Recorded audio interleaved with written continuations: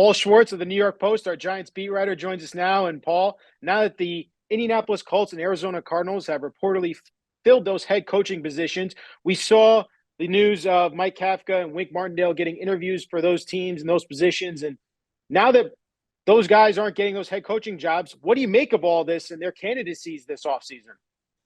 Look, anytime a guy gets interviewed, he's a candidate, right? I mean, 2 years ago, Joe Judge was brought in for an interview, and I just thought that was kind of a fact-finding mission, and all of a sudden he gets the job. So if a guy goes in for an interview, the guys doing the interviewing, the teams there are not like sitting back, eating potato chips and saying, all right, just talk, you're not getting the job anyway. They're legitimate. Now, Wink Martindale got one interview with the Colts. Okay, that was the only team he interviewed for. He's 59 years old. He wants to be a head coach desperately. He had a good first year with the Giants, but I don't think it was like outrageously good. The defense was good, solid. He was a very popular guy, and certainly the players did not want to lose him, although they certainly wanted Wink Martindale to further his career if he could. But I thought that was kind of a long shot because that was one interview for one team.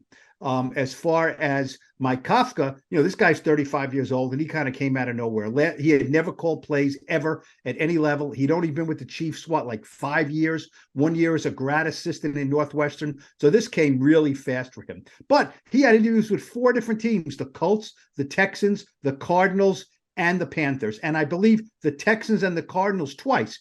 You get called in a second time, you're a legitimate candidate. He was a legitimate candidate. And, that is going. Look, the Eagles are getting rated here. Their offensive and defensive coordinator are both being hired for head coaching jobs. And the Giants will have their coordinators back. And, that's a good thing. Continuity is good. Continuity is good. And it's a good sign that your coordinators are getting interviews, right? I mean, Brian Daboll obviously won Coach of the Year. And it's kind of, I guess my question to you is how does he feel knowing that he's getting his offensive and defensive coordinator returning for another season?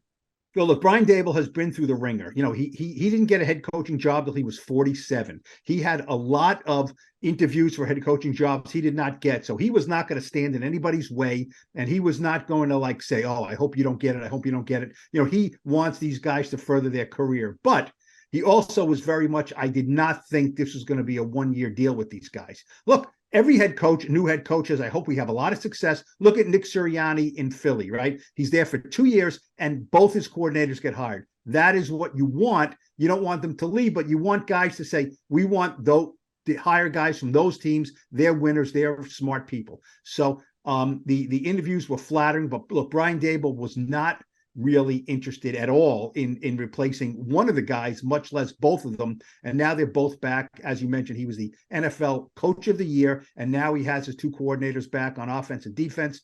That is really good news for Daboll and the Giants.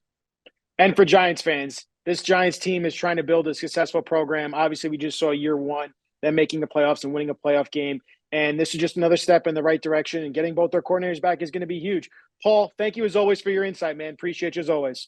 You got it. Thank you.